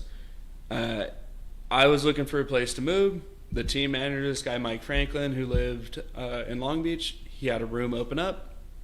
I was like, yo, down to contribute to film, not only like film for World, but if I can get the job, then I'll move in with you. And then it's basically like that's the best combo, is having the filmer and the TM living together. Were they looking for a filmer at the time too? They weren't, but Derek really hooked it up with kind of saying like, hey, if we want to take the brand like to the next level media wise, we need like a staff filmer. Mm-hmm. We need somebody that's like constantly documenting us. Mm-hmm. But their whole thing is they're more geared towards kind of like the younger kid kind of population or like demographic, which is totally acceptable. Wasn't the coolest brand to work for by any means. I thought it was really rad, the team that they had, and they were really trying to rebrand it and make it cool. But it's just, it's the stigmata that they had from, just years and years and years of being not the cool brand. Mm-hmm. But they hired me, moved in with the TM. We started doing some like weekly type segments, like, hey, trick tips and, little interviews and segmentations and stuff like that. But at the same time, I was working for the skateboard mag. So they hired me basically that's cool that they let you do that. Yeah, they hired me basically knowing that, like, if we hire this guy, we're going to get publication and some extra, like, publication through the skateboard mag. So then we did a couple trips. We went down to, like, Uruguay and South America, traveled all over. It was really good, just fucking rad time. And then eventually that just kind of fizzled out. But no rhyme or reason, it just kind of fizzled out. The whole team, or you're just kind of over it? The team, the budget, just kind of fizzled out. Same thing as stereo? Yeah, same shit. It's like, it just, longevity-wise, it wasn't, the margins weren't right. They didn't line up. And, so then that was that. Like, okay, cool. Then I was like, well, shit, now I'm out. Yeah. Like, what the hell else am I going to do? The skateboard mag was still kind of flowing some funds. And then print died. Transworld goes out of business. Skateboard mag goes out of business. It's like the only lifeline in it was Thrasher. Yep. It's like, well, shit, Thrasher's in SF. I'm in LA. I can't do that. Yeah. So, boom, that's out the door. And then I'm like, okay, all right, here you go, resumes. Like, here we go, get it. Whatever I can take. Where's ASR again, bro? Yeah, I got ASR. One of my homies, this dude Scott Mackey, hooked it up with the warehouse job at Huff. Shit. That was it. And then it was like, well. So you started off at a warehouse job? Dude, I started picking and packing boxes. Wow. Yeah. What year was that? 2014. Holy shit. Yeah, 2014. Yeah, just picking, packing boxes. And then you slowly up the totem pole. What? So you went from packing to, were you ever a filmer for Huff? Were you ever anything like that? Yeah, I filmed a couple of guys that rode for Huff, but it was like by no means was I was a contributor. Yeah. That's all. And then, so what do you do now at Huff? What my actual title is? Yeah. Because I do a lot of shit for Huff. But what's your actual title? My actual title is an operations sales analyst. Okay. And then they were looking for an analyst? Like, oh, Matt, I'm here. What's up? No, dude, this shit's wild. So, in the warehouse, picking, packing boxes, I was like, okay, I can do this. This isn't rocket science work. Then I'm gonna make this story really quick because this is a long ass story. Yeah. I'm gonna make it really quick. In the warehouse, picking, packing shit. Okay, this is no brainer work. This is literally get a piece of paper. All right, fucking grab the shirt, put it in a box. Boom, done. Okay. I go up to the warehouse manager. what the hell can I do? Like, dude, I'm losing my mind. Like, I can do something more for this brand. Like, what the fuck? Yeah. And I was like, well, do you know how to use a computer? I'm like, goddamn, yes, of course I know how to use a computer. Like, what do you want me to do? You know FedEx? Yeah, dude. What do you want me to do? Okay, can you invoice? Yes. Okay, so then they moved me up to an invoicer. So I'm behind a computer and I'm just taking the shit that I put in the box, making a FedEx label and throwing it on the box. Like, another. Was that a pay raise? No. Oh shit! But at least it didn't make me have to walk up and down the aisle all damn day. So I was like, okay, this is pointless. Like, dude, I can easily do something way more than this. Yeah. Okay, what's next? How long did you do that for? I mean, all of this shit was probably like, I was losing my mind. So like picking and packing boxes was like 3 or 4 months. Okay. Like doing this invoicing was like 2 months. I'm like, dude, what? Like, this is pointless. Like, what do I need to do to get into corporate? Like, what do I need to do to like get an office? And they're like, well, okay, can you be like a floor supervisor? And like, no, try to get out of here. I was like, I'm not bilingual. Like, I'll do whatever the hell you want me to do. But I was like, that's probably not gonna work. So then they were like, okay, we see that you're good at computers. Do you know Excel? And I'm like, no, but I'll get a degree in YouTube. Yeah. Like, I will watch YouTube Excel tutorials all damn day. And I will learn that software. And that's what I did. I just went on YouTube, watched how to fucking use Excel, and then I started doing allocations, running reports. And then I got into the software, like the actual like system that they, like the warehouse management system. Yeah. And I just started seeing how fucked up it was. Like how unorganized it was, and just, dude, I don't want to say anything. Yeah, it's just like, from the previous live. person. I don't want to say anything live, but like, God, dude, our books were like, because how does that happen? We didn't get audited. Yeah, how does that happen? Just people being lazy and just not doing their job. I have no idea. Just not being thorough. Yeah. Like, not having solid work ethic. I guess, you know. Mm. But yeah, sure enough, I just worked up the tone pole, and then I'm here now, and I'm like a buyer, a planner, a retail analyst, a sales analyst, like an allocations manager, an operations manager. Like, you know, it's a jack of all trades. But do you help build out the stores? Yeah.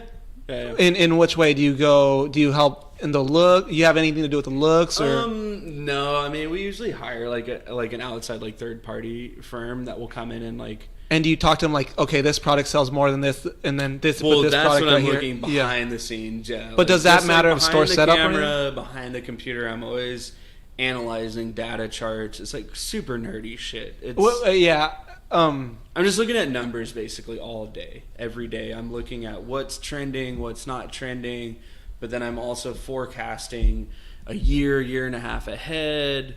Then I'm also like doing hindsight analytics, saying like, okay, if our sales are at this point right now, what were they doing at this exact same time last year? Yeah. You know, it's merchandising, it's planning, it's buying, and it's making sure, it's like forecasting. It's making sure that we hit our budget, profits, all this stuff. Yeah, within each quarter, so that the brand and the investment firm that, you know, pays essentially into the brand is stoked. Yep. Is hyped. You know, like anybody that's investing in something doesn't want to see a loss. They want to see the gain. Yep. Which has been really crazy with COVID is the whole e-commerce boom. Been crazy. It's fucked because everybody thought like, oh, COVID hits, like people don't have money. It's like, I mean, I was even shocked. I was planning down. Yep. I was like, yo, nobody's gonna be buying. Yep. Like everybody's gonna be saving money. Like, hell no. Turns out people like spending money. Well, they got stimmy. They got that stimmy. Yeah, dude, people like spending money and they still like shopping. So what are they gonna do? Like fucking buy everything. I mean, look at Amazon stock within the last year. It's like, dude, that's crazy because when we did the Huff video, that fucking place is so massive. The warehouse, it's like bigger than any BMX warehouse. We're not there anymore. We actually. You guys moved? Yeah, but I remember. But there was nothing in there. Yeah, there was nothing in there. Yeah, and that's crazy because when was that? That was about fall, 6 months ago. Yeah, it was like fall last year, or holiday. Yep. It was holiday. Yeah, so like maybe 3 weeks prior to you doing that blog going in there, that shit was to the ceiling packed. Nothing. Yeah. Our warehouse dudes are fucking kick ass. That's like, cool. They turn and burn a lot of stuff that goes in that place. And it fluctuates heavily. Did you ever bring up the idea of wanting to be a filmer for them? Or team manager or anything like that? No, my homie's the team manager for him, so. But you're just kind of just over the whole fucking filming and all that? Dude, it goes back to the same thing I probably said an hour ago. Yeah. Stability. Yeah. Right? Like if you're freelance, dude, like I said, 1 month feels like you won the lotto. The next month you're like, God damn, I'm in poverty. There's no stability. So yeah, I don't really know. Like I can't say too many great things about what I've done in the past as far as like just having fun with it, which is kind of why I'm so stoked filming BMX now, because I don't have to worry about getting paid. Yeah, just you got stability. I have my 9 to 5, yeah. And then if somebody wants to go out and ride and film, like. So how did the BMX thing come about? Well, dude, it's basically okay. So the bare bones thing, like how I even got a bike, was through my girlfriend who I'm with now. Like I met her at the beginning, or maybe like a month after COVID. It was a funny ass story, right? So meet her like shout out your girlfriend. Yeah, she's cool as hell. She's fucking crazy, but I love her. She's cool as hell. She's gnarly. She's down to ride, bro. She's gnarly. Dude, she did double peg. Yeah, I saw that. Yeah. No, she fucking gets down. So I'm partying with her, and I'm like, hanging out, whatever. And I'm over at her house one night, and I see that she has a BMX bike, and I'm just like, fuck, like, dude, let me rip this thing, I had a couple beers in it. I'm like, dude, this thing looks like fun. Like, let me go bunny hop or whatever. Like, I don't know. It brings me back to my youth. Yep. I take it out, and I'm like hopping off curb cuts and shit in front of her neighbor, or like in her neighborhood. And I'm like, dude, I was hooked all over again, and my knees are shot to shit, like my knees are done from skating. I don't even know how I can film and push anymore. Like my knees are done. So riding her bike, I was like, whoa, like it's not, the impact isn't that bad. And it was at the beginning of COVID. I had literally nothing to do. So I was like, I'm going to go buy a bike. I was like, why the hell not? So like a week later, I went on, she had a fit bike. He went on GoldenDaysBikeCo.com. Yes, I totally went on Golden Days. GoldenDaysBikeCo.com. You can buy all the bikes there. It was great. It was super the best experience he's ever had. Anyways, got a bike. Yeah. And then shit, dude, what was it? Like maybe a week into it, like I go up to Gumby or Gumby, like meet you, dude. That was only a week into it. Yeah, it was like a week into it. It was crazy. Yeah, it was you crazy. You guys were like the rat. Like yeah, we're just hanging out there. Fucking rat, bro. We're just hanging out there. Cool. The day I met you, we were just hanging out there. Me, Andy, and Phil. We're just hanging out there, Westcott and you're was there, Westcott, dude. You just come in pedaling, fucking trying to grind the rails, going in, and like, yo. No. I remember. Well, I don't know what you remember. No, that's what it was. I definitely remember trying to feeble this the ledge dude. across, and I remember me not paying attention at all and just feeble grinding right into you. Yeah, and being like, oh my god. No, I was like, oh good. But you're living, bro. You like look like a little kid that was having so much fun. I was hyped. Like I got that bug, I got that bug. And then you guys were, I really actually like, dude, I owe it up to my chick for sure. Like, cause she was the one that, like, I wouldn't have a bike. I wouldn't even know you if it wasn't for her. But then going back to it, it's like, dude, you guys were really rad. And that's like how cool you guys were with just some like kooky outside guy that doesn't know jack shit about it, just hyped on riding.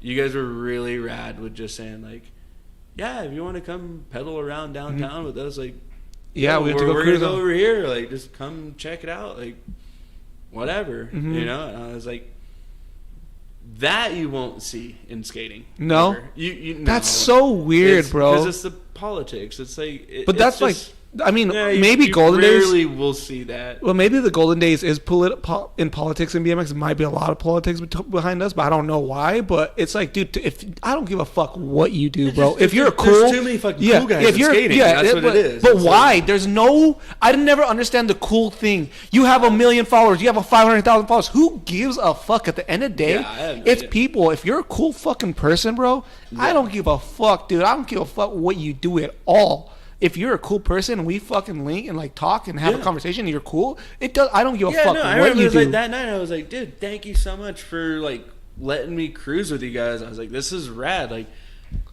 oh, what size shoe are you? Like, I'll give you a pair of shoes. And you come over to my house. I was like, here's some Dylan's. Dude, that was like, those will never be worn. I can't thank you. I still was there. I can't thank you. It was just random, dude. But that's how cool it was. It was and.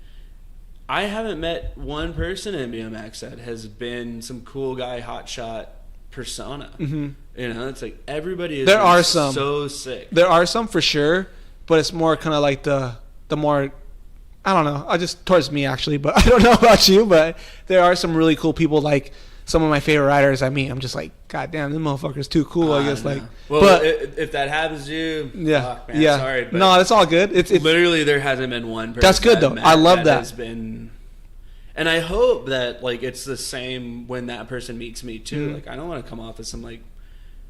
I mean, I know I definitely don't because it's like because I'm so stoked to meet anybody in it. Yeah. Because I'm so naive and I guess you could say ignorant to the whole BMX industry in itself. Like, but it's I don't even know names of tricks. Yeah, so I'm still learning that. I don't even know the name of tricks of bike ride. I've been doing my whole life. I just if you're a cool person, bro. Dude, like, I'll go out and film with Andy Garcia, and he's like, "All right, I'm gonna do like this. Yeah, like, okay, just tell me where to be. Like, just tell me where I need to stand. Yeah. Are you spinning that way? Are you going that way? Like, yeah. So how did that happen? So we met that night. We start hanging out at the shop. It was West Guy. Yeah, and then we start filming for the Golden Days video. Tony, you said, I remember we're at the Globe, and who did it? Jeff? You said you mentioned you're a filmer, and Jeff was like, "Hey, I don't know if you and Jeff talked about, hey, do you want to film this clip?" And we went to the fucking Globe. It was the first clip. It was the bump up manual. Was that the one at night? Like yeah. The 3 yep. Because I remember you saying I haven't picked up this camera in like 5 years. I don't know. All right, Jeff. You need to get Jeff on here because. Yeah. Jeff could probably... I should have a better memory of this. Jeff could correct me. But I don't think that was the first clip I filmed on a bike. I think it was. Because you said... I remember you pulling out... Like, I haven't pulled this camera out in 5 years or something like that. Maybe it was. It was the manual. The like, nose bonk, tire tap 180. Yeah, nose bonk on... yes. Okay. If that wasn't the first one that I filmed... Then the other one was I met up with Jeff and we just went and cruised around. No, you're right. Yep. That night was the first one because after we got that and Jeff saw it, he was like, "Oh, sick! This actually looks pretty good." And then I was like, "Well, yeah, if you want to go out and film some more, I don't know, like just fucking go ride or whatever, like let's go." And I think like maybe like a week or a couple days after, a week after. Just him and I solo session, like go down to like Los Alamitos. Yep. And that's where you guys are on missions, bro. You guys are FaceTime like, yo, let's do something. Let's get something. Yeah. Did that make you feel like a little kid again, picking up a camera and like just going out and doing missions, filming something new? Made me not like I'm too old to like that now. But what made me feel like a little kid was like, oh, Jeff Westcott. Like I typed this dude's name into YouTube and watch his like parts. One of the best ever. And then I was like, holy shit, like this dude rips. Yeah. Like this dude is gnarly. Mm-hmm. And then from his parts, I kind of understood the things that he liked to ride. Mm-hmm. And then I hit him up and I was like, okay, you've done tricks on obstacles or like certain street spots that are similar. I got stuff for you. And then I drove him around and we went to a couple different things. And that was the clip that he filmed. What was when I first met you? What was it was like Golden Days mixtape. Yeah. I think. Oh shit. What was that? The cameras. But it was the bump up manual tap bump when you filmed pretty much his whole part for the Golden Days video. You filmed so much shit. So. You filmed a lot of clips. You guys, because Jeff puts in work, bro. Is everything good? Yeah. It's just the cameras. Yeah. No, it's crazy. I mean, I talked to him just today, and he said yesterday he got like 6 clips, and I'm like, like, dude, you're a legend. You know? Like, you're so damn good. But yeah, no, it was like a tire bonk thing to foot plant back 180. Mm-hmm. Yes. Yep.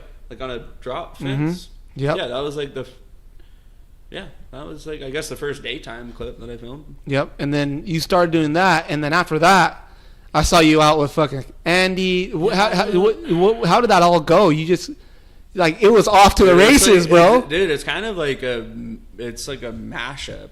It was off to the fucking races for you. I don't really know how it all worked out because it happened very quick. It all happened over that COVID time period. Mm-hmm. I think, like, I really honestly couldn't tell you because it was just meet Phil, meet Andy, go out and ride. I think one of the first spots that I went, oh no, it was Churchill. It was Stevie. It was like meeting Stevie, hanging out with Stevie, and then meeting Phil and Andy. Yeah. And then just hopping in the van, being like, hey, you guys got a van? I'll go film. Yeah. They'll pick me up. Like, dude, this is great. Like, I'm working from home. I can, if I work hard enough, then I can pretty much finish all my shit in like 3-4 hours, and I got the whole rest of the day to do whatever. Yep. Hey, you guys are chilling. I think Andy was getting unemployment at the time, and Stevie was just doing his primos and stranger stuff, and then Phil was doing the same thing. So he had the van. We'd go out like every single day for I think like 3 weeks. It was every single day, and we went all over. And I was showing them spots that they've never seen, like skate shit, that stuff that I found probably 8 years ago, you know, and I'm like, hey, this may work, depending on what area we're in. Just try to see what works. And it took off from there. It was really sick, though. Was that for an OSS thing? That was just for fun, man. Like, has the footage came out yet? No, so Andy's part will be done. I'd like to have it done like July 15th. The cherry one? No, the cherry night footage, like that was for fun. That can come out whenever. Dude, that needs to come out. And he does some. It's gnarly. He's one of the best riders. Yeah. He is legit one of the best riders. He is so fucking dialed. Yeah, he does some absurd stuff. That's why I hate filming very quickly. That's why I hate filming with you, because you film with Annie that does 10 times harder tricks in 2 tries, and I'm trying something way less. I'm like, God damn, I'm wasting Matt's time, dude. No, like, I don't care. Like, that doesn't matter. But that's just me. Like, I'm just like. No, of course, it's a mental thing. Yeah, it's like, fucking, this motherfucker's filming with Andy that does... No, hey, but you got to think about it. That's kind of the glory to my ignorance, because I don't really know what... Like, it took me the longest time to figure out what the hell is switch on a bike. Like, oh, I'm left foot forward. Like, if this guy turns this way or that way, it's like, well, what is... And I'm just now figuring that shit out. It's goofy and... Right, exactly. So, for somebody to be like, oh, yeah, this... He goes out and films this guy and he's doing some crazy trick, but then I go out and he's like, oh, I'm wasting his time. Like, that's ridiculous. That's like the worst mentality. That's just my mentality, bro. I've always had that mentality. Bad. That's why, like, I'm so OCD with filming. I'm just so... That's why I'm the filmer, because I'm like... And I don't even consider myself a filmer. I'm just a vlog person that films clips that puts them together. So it's like... But I am so crazy with it, dude. Like... Well, you understand. Yeah, I understand it, and it's like, because I'll film somebody all day. I don't give a fuck. I'm there. Dude, I'm in war with you, bro. If I'm filming long lens, I am chilling. Yeah, you don't have to. I'll sit there for hours. I don't care. And then, what then? So did they start sending clips to Adam? No, I didn't, dude. I didn't even know what the hell OSS was. Mm-hmm. I was just like, oh, it's a, eventually I was like, oh, it's a clothing company. Okay, cool. And then they were like, well, we want to, I guess Adam was like, hey, we want to like really kind of revamp the BMX thing. I was like, let's do an SF trip. And then they took me up to SF. How was that? Just sick. Got to meet, well, okay, so I think on that trip I got to meet Denham. Ethan. One of the craziest dude. How, his mentality is just like nobody I've ever seen. There'll be a 10 key rail. Damn, this would be sick to hit. Let's do it. What do you mean? Let's do it. He's like, well, fuck, I'm here. Might as well do it already. Like, I'm here. Dude, he's one of the guys that there are a couple of things that he done that trip where I completely blew the filming because they were setups that were so absurd. As far as skating goes, there would be no potential possibility for a skater to hit a spot that he was looking at. I'm talking about like a 10 flat, like down narrow ass hubba that goes like right into a tree. Yeah. Like no way. How do I even know how to, like, contrary to normal belief, a filmer actually has to warm up too. Yes. You know, like a filmer has to have like some sort of like, okay, you're going from A to B to C, and you know, like as far as framing and composition. There's a fucking tree. There's a pole right here that's in the light. Like, dude, it's and like you have, and as a filmer, you have, like, you're looking at it, you're like, this is some Evel Knievel shit. Yeah. If you don't lock in, it's not like, oh, I have a board that may like chink chink chink fly. It's like I have this huge piece of metal with pegs that could like penetrate my neck. Yeah, you know? Dude, that's happened to me, bro. And sure enough, I'm at the bottom of the stair set, and where he's locking in is like head high to me. Like, if his bike does go, or I mean, if it goes bad, it's going to go severely bad for him. But I'm also going to have a big 30-pound or 26-pound piece of metal. And my camera, edges. too. And my camera. Yeah. So, like, there's a lot of, you know, there's a lot of little intricacies that do go into filming that it may not be just, like, normal thought process. Do you think it's harder to film skateboarding or BMX riding? I think they're surprisingly, for me, they're kind of the same. Okay. The difference is just in timing. Okay. And distance. I mean, obviously, like if somebody is turning their bike, then you know, the distance away from that object is going to be a little more. But if they're just going straight, it's pretty much identical. Are you looking in it to? Would you film it pretty much how you would film skateboarding? Is what I'm kind of like you everything, like just kind of the mentality of like, don't chop the head, don't chop the tire, you know. Yeah, I mean, what's up with the filming lately? The exact same thing. Don't talk to me about the strobic filming. Yeah, that's what I say. What's the film? What's up with that now, dude? What the fuck is up with that? You don't fuck with Strobic, dude. Strobic is rad. Yeah. Strobic is rad when he worked for Habitat and he was filming fucking, you know, the East Coast, dude, the Fred Gall and those. It's like, yeah, that was fine. What happened? It's just, I don't know. Oh, dude, man. That trend is fucking. It's a whole trend now. Dude. Let's put some fucking bad. 90s grunge on and just film the feet. And you have to just think about it. It's like, it to me, it's the same thing in biking. Like, you want to see the person's body because the person's body shows their style, right? Yes. It probably goes more so in skating because obviously you're not holding on to a handlebar. Yeah. Right? So if you have some wacky wavy arm man shit, like, yeah, good. Okay, so maybe you should film him like really close, close as shit because, you know, maybe it will make their style look better. But if a lot of the dudes that Strobic films has insanely good style. Yeah. And with his filming style, you're taking away from the aspect and, as lame as it sounds, like the artistic form of that person skating.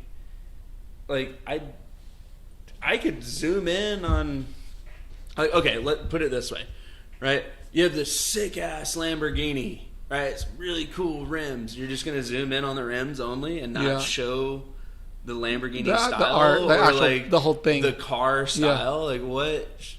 Yeah, it doesn't make sense. You have to show the beauty in the object, and if you're just cutting off 70% of that object, what are you really showing? It never makes sense to me. So. It's for me. I kind of fuck with it because I don't fuck with it now because so many people just try to mimic it. And I like it because he started it. I guess I kind of like the first starter that he started the whole thing in my sense of seeing skateboarding like filmed like that.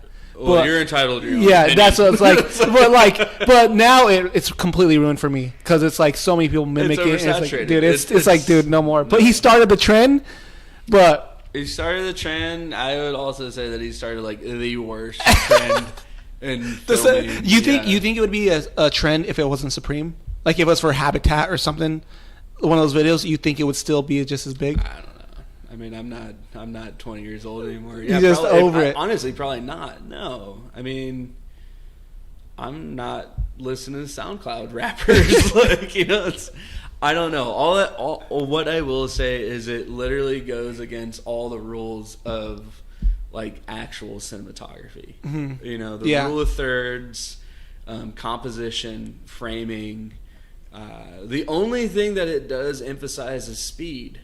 And I get that. If you want to make somebody look like they're going really fast, yeah, you basically want to zoom in completely on them so that everything in the foreground is moving very quickly. Yeah. I think zoom is better. I get that, but there is a zoom button. Yeah. You can zoom in and then zoom out fully to frame them and structure what they're hitting. There's pros and cons to it, right? Mm-hmm. You zoom in on somebody hitting this huge ass rail and you only see their feet grinding it. You're not emphasizing the actual thing they're hitting. Yep. It takes away from it. You might as well skate a curb. Right. Yeah. Exactly. And do the same shit and not risk it. Yeah, some footage I could film somebody doing a slappy grind and I can film the exact same way on like a 20-star reel. Put them next to each other. They're going to look the same. And they'll look the same. Yep. But which one's gnarlier? Yep. Right? Yeah. It just takes away... Like, I'd be pissed if I was a writer and my footage came out... Like that. Yes. I'd be pretty bummed. Because if I'm jumping down a mountain, please, for the love of God, show that mountain. That's another thing, too. I wonder if the skaters are just, like, kind of... If they fuck with it, like... Fuck, I don't know if I want to... I think, honestly, a lot of them are naive. They're too young and it's in their head. Like, if I... Yeah, I don't even talk about it. Whatever it is, what it is. That's just like, but who is really doing it right? Who really is doing it right? In my eyes, from outsiders, GX. Yeah, Ryan's always done it, dude. Ryan's always done fucking great work. There's this dude from, I believe he's from London, or maybe he's from, maybe not London, maybe like Lyon. He's like either from the UK or from France. But Yon Taliander, he was like a Palace filmer. That dude, fucking. He's like one of my favorite filmers. Is he? The Palace is another one. I always forget Palace. Dude, that's just blowing up too. Yeah. Been blown up. I'm sorry, he's not. Well, I think maybe he did work for Palace, but Magento. Okay. Magento boards. It's like I've heard of that name. Soy Panday's company. Okay. Yeah, like that dude's filming, and then there's. I mean, I would butcher the hell out of the name, but there's like two dudes I think from, like I think it's called like Tight Booth Productions out in Japan. And they have like a board company called Evanescent or something like that. Those two filmers are insane. They're fucking mind-blowing. Damn, I'm going to check these out. I'm going to have you send me this shit. It's crazy good. I think Ryan is more gnarlier than the actual skaters. He's fucking bombing the hills with the skaters. Hills, like, if anybody is actually listening, is like gone to SF, some of those hills that... There's a reason why they're filming at long lens on some of those. But to not discredit Ryan... He should be making millions of dollars for what he's doing. He could easily be hired... Like, the way he's like a downhill snowboard filmer. On cement, yeah. Like, it's fucked. Like, he's so good. Crazy. But he also doesn't do that fucking Strobic bullshit. Yeah, and he has his own look. It looks dope. It looks dope. His framing is good. He shows what the person is hitting. He shows the surroundings. It's not just some like quick wishy-washy like, oh, I got a headache because there's so much going on. Yeah, I don't like that. I really like the GX shit. I wonder if Ryan kills it. He's always killed it from Florida, you know. Yeah, is he? Do they do HD yet? Ryan's doing HD. Yeah, they are doing, huh? Yeah, I would really love to see. But his transition between VX to HD or like SD to HD is has been flawless. Like, yeah, he's just a genuinely overall good filmer. Do you still keep up on skate videos or anything like that anymore? Yeah, I watch all that shit. Watch all that I shit. mean, it's hard to watch like literally everything, but no. I mean, if there's something new that I've never heard of that like pops up, I probably won't watch it unless somebody says, "Hey, have you watched that?" Then I'll go check it out. But for the brands and companies and writers that I've known or that have been in it for a minute, like, yeah, hell yeah, I'm gonna watch this stuff. Mm-hmm. You know, like I just watched it's the same thing with BMX. I just watched Angie's part. Yeah, I just watched it too. She's good. It's crazy. Vish is killing it, dude. Dude, I love Vish. Vish is the best. Yeah, he's doing a really good job, dude. He's fucking, because that's another thing with the Navazio thing. Everybody was underneath the Navazio. Like, he had the image for Colt. It was the Colt image, and then like he came in, Colt was kind of like, for a little bit with the image with the videos. Was it? In my opinion, because Navaz was Navaz. You know, like Navaz was fucking Navaz. He made anything he touched it turned into gold type shit. The view, and then like Vish, I always liked his filming, but it's again like if you're a pro rider, a part of the team, and Navaz is part of the team and the image, right? And it's like there's this new guy coming on film, like maybe they might be like, I don't know, what's up with Navaz? Yeah, but that's actually interesting. You know, talk to Vish too. Yeah, I really want to talk to Vish about it too, because it's one of those things where it's. But now the Navaz Colt image is. It's now Vish's Colt image. He made it into his own thing now. You know, totally, yeah. No, so, he kills it. Like, he knows what the hell he's doing. Yeah, Colt is one of the only brands right now in my eyes that are doing it correctly in BMX. Colt's definitely. I like Kink. Yeah, Kink. What is it? Daryl Taco. Yeah, I think is. Yeah, he's good. Daryl and Calvin Kosovic. They do some good stuff. Yeah. It's just. There's just not many people like it. People it's just not what it is really anymore. You know, it's just the content comes in and out. It's like, dude, it's like if I it's.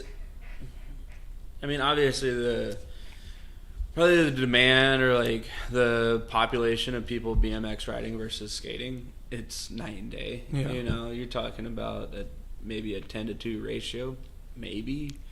I could be wrong. No, it's way more. It's probably like 100-1. Right, that's what I'm saying. Yeah. Like, I could maybe even bigger. But like if I go on a Thrasher, it's like, oh, all right, new shit every single day. If I go on a Dig or RBMX, there may be 1 or 2 videos a week that I'm like, I'm actually going to sit down and watch this. Yeah. And when I say like actually sit down and watch it, that means like I'm going to watch it and I'm going to click the full screen button and actually like eat my lunch and watch this video and pay attention to it. And it's not just some, I don't know, bike check thing or something where it's like my interest isn't going to be there.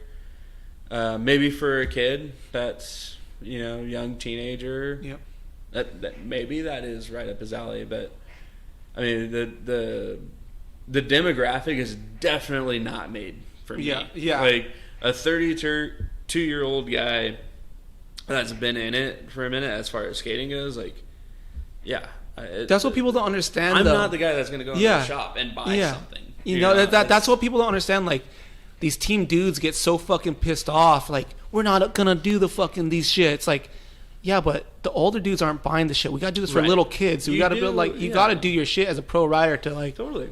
It might seem corny to you, but it's actually really cool to 90% of the kids that are buying the shit, because anybody over 24 and up, they're set on the brand already. They know what they want. But those aren't those people that also aren't really the people that are buying the stuff. Mm-hmm. So no, it's the same thing. It's like I think like I watch all those fit vlog videos that they do. It's like what's his name, like Justin Spree and like Ethan, and I think they've even done some with like Charles and those are rad to me because it shows a little behind the scenes. It makes, I guess, for like a little kid watching, or maybe not a little kid, but like preteen, teenager kid. Well, we love seeing what people are about, right? Because we're people, like, we like to talk and interact with people. Feel that you're part of the crew. You're like, oh, these guys aren't just. I mean, a video part will go by in 3 minutes, and to the normal audience, that's like. It makes it seem like these guys aren't getting broke the fuck off. Yep. You know, it's like these dudes are, again, putting their blood, sweat, and tears into these tricks for a 3-minute video part that's going to go... One day it's done. It's pretty quick. It's right? done. Yep. Yeah. So, maybe it is easier for guys to, have in their contract, yeah, no problem, I'll have 6 Instagram video posts a month, I'll do 2 vlogs for you a month, just to maybe connect with the demographic that the brand's product is selling. But that's another cool guy thing to do. Like, you should want to sell your product. You should want to sell your brand's product. Yeah, for the brand. And you make money from the royalties. It might not be a lot, but it only makes it even cooler. Like, but that's that cool thing, bro. Like, people just need to get over that. As you don't like money, or like your image is gonna pay for everything. No, dude, you got to sell your shit. Yeah. Because I know a lot of not cool people that have BMX parts that sell way more than the coolest person in BMX, Totally. I mean, that same shit happens in skate though too. It's, you can come off and be a jerk, or you can come off and be a kook. Yep. But are you a kook in the jerk's eye, or are you a kook in the public's eye? Yeah. It's like the cool guy definitely is going to talk shit on the guy that does a bike check or a vlog or something, and it's like, well, okay, yeah, because you're the fucking cool guy. Yeah. But then in 2 years, like, all right, this dude owns a house and you're still couch surfing. And that's another thing goes too. If you're so fucking core, if these people are so core and talk about these things, bro, you ride for energy drinks. You sold out. You fucking don't even ride for BMX brands, like. Right. So it's a pyramid scheme of kook. Who cares, bro? As long as you're having fun. It's exactly. Like, if you're having fun and you're doing it like legit love it, and you see people having fun, and you shouldn't even have enough time to even pay attention to that. You should be fucking paying attention to doing your own thing and making your own thing work. Like, yeah, absolutely. And that's why I'm so stoked on BMX. Yeah. That's why even after COVID, I'm still going to be doing this. Dude, I just landed my first, riding for a year now.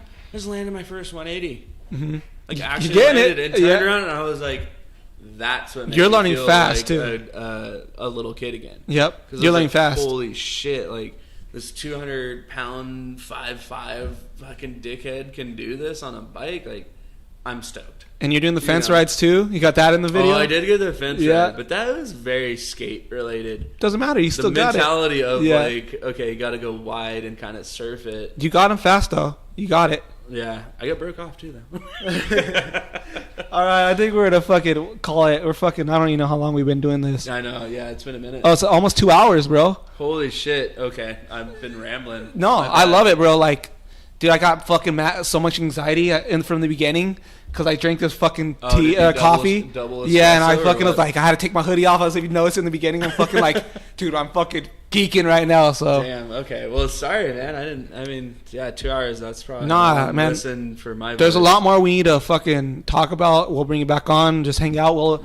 I want to do like one with a bunch of filmers too, and we should just do all that type of stuff. Like get Vish on. Yeah, Vish, all that stuff. It'd be really interesting to hear, because I would imagine that he has been in BMX for a minute, right? He has. My whole shit is skate, and then coming in, but it's been very welcoming, and it's been really fun going on trips. And you're already killing it. And filming biking, and then the projects that I got coming out. I got the Andy project. You got a vegan project. Oh, you got a vegan project too? Yeah. Who's that for? OSS? Yeah. Most of everything is going to be for OSS. Okay. And then even Ryan Mills, he's got some shit that's coming out. So it's coming out. And some more Golden Day shit too. He does. We need to talk about doing a trip. We got a trip going on that we need to talk about. Well, let's make it a surprise for the viewers then. Yes, most definitely. definitely. Come out with something. Yep, we'll do it. So, yep. Thank you, Matt. Caddystache. You go follow him on Instagram. It's going to be linked in the description. Other than here, at Golden Days Bike Co. on Instagram. Golden Days on here. Like, comment, share, subscribe. Do the damn thing. If you like us, we love you. If you hate us, we love you. We don't give a fuck. We're here doing stupid shit. Having fun. Go have fun. Go ride your bike. Do the damn thing. Thank you, Matt. Hell yeah. Shit looks way more professional. So the next podcast isn't going to look anything like this because we ain't got the professional guy here. I'll leave the lights here. This shit, it'll get broken or some shit or stolen. Who knows? No. We got the security cameras, man. All right, bro. We love you guys. Thank you again, bro.